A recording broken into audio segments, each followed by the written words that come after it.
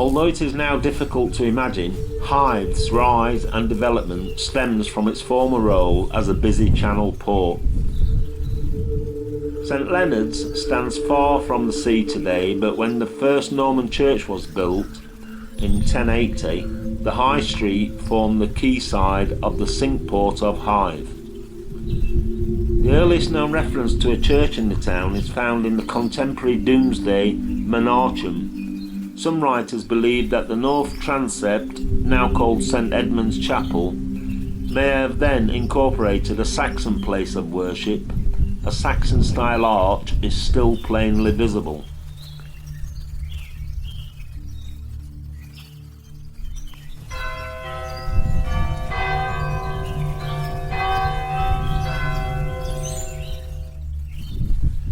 In medieval times, St Leonards was described as Hythe Chapel, despite possessing a magnificence which other Kentish folk would have envied.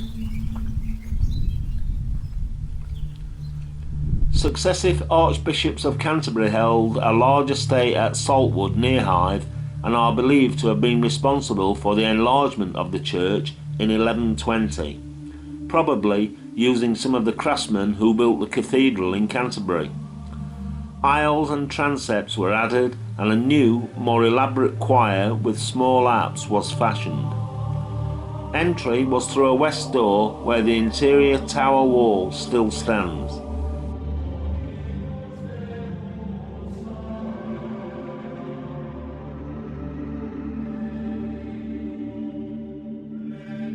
Many Norman features can still be seen, the arches in the south aisle and in the choir vestry, as well as the remains of two windows above the north aisle.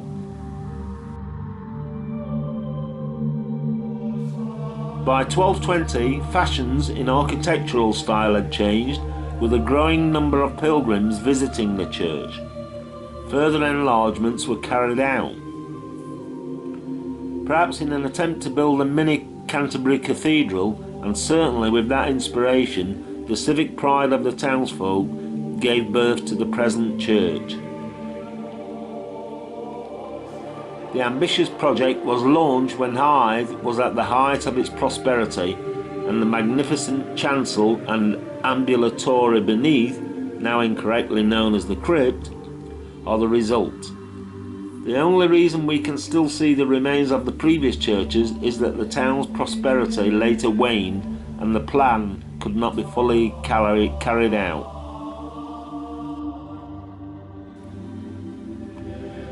Some improvements were made in the 14th century, notably the building of the tower and the porch with a room above to house the parish priest, but these were on a less lavish scale than before. During the Reformation, the rich decoration which filled the church was stripped away. Wall paintings, rood screen and statues were destroyed, altars removed and pews added for the first time. Throughout the 16th and 17th centuries, the interior would have appeared remarkably plain. Only the iron armada chest, which used to contain the parish registers, survives as a tangible reminder of the period.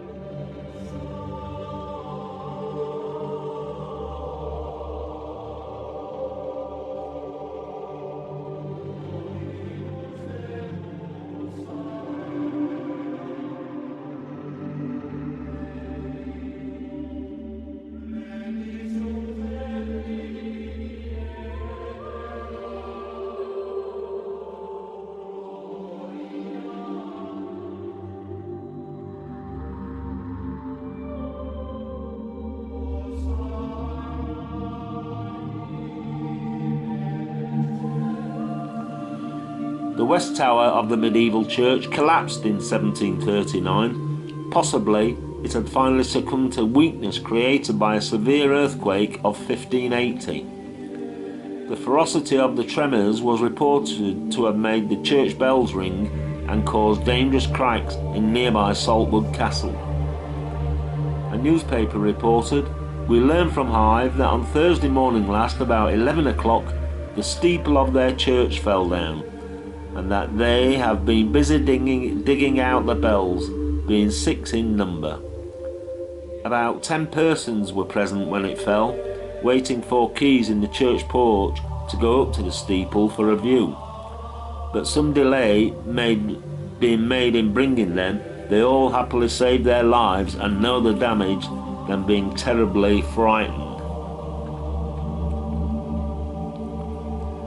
The tower was subsequently reconstructed in 1750 using the old materials, with the south transept being rebuilt the following year, largely through the generosity of the Deeds family, many of whose ancestors are buried there.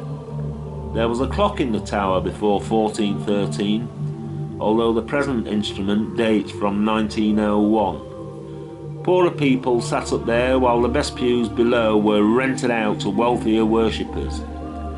In 1751 the Deeds family rented one such pew for themselves and 4 more for their servants. The mayor and the town corporation had their own pews at the front. Present councillors still sit at the front in the pews with carved poppy heads.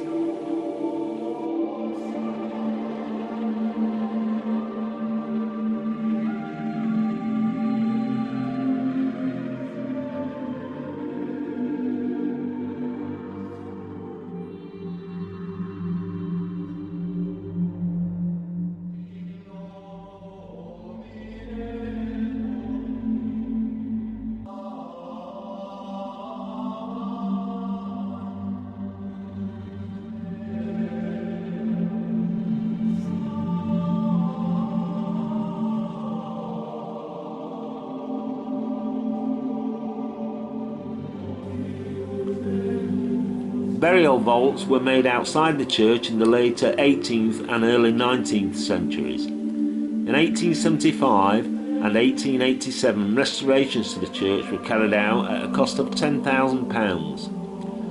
2 of the finest Victorian architects, George Street and John Pearson, were employed. Street designed the Law Courts in the Strand in London. At St Leonards, the 2 men successfully completed many of the features which the original medieval craftsmen had intended to incorporate before the funds dried up. The vaulting to the chancel and aisle roofs was completed in 1887, albeit 5 centuries overdue. The present barrel-shaped roof in the nave dates from 1875. The pulpit, with its fine Venetian mosaic work composed of 20,000 pieces, is of the same date. Many of the fittings introduced at that time were in keeping with the medieval devotion life of the church. Amongst these is an especially fine marble reredos, which originally stood behind the altar, but is now situated in the south choir aisle. This is a masterpiece of artistic work given by a former curate in memory of his wife. There is a pre-Raphaelite touch in the depiction of the angels, and its deep swirling lines give it an almost sultry appearance. It was carved from a single piece of Carrara marble in 1881 by Henry Armstead to the designs of George Street. It was moved to its present location in 1938.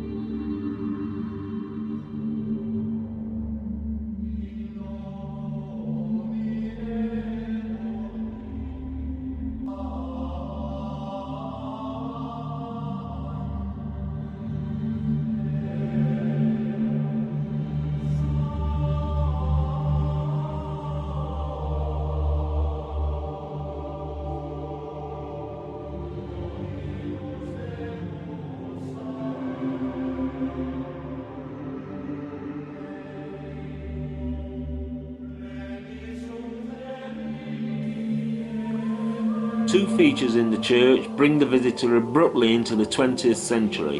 In the south aisle, a remarkable stained glass commemorates 2nd Lieutenant Robert Hildyard, who was killed with over 1 million others on the Somme in 1916. The window has a dreamy surreal effect and is a fine example of the Art Nouveau style.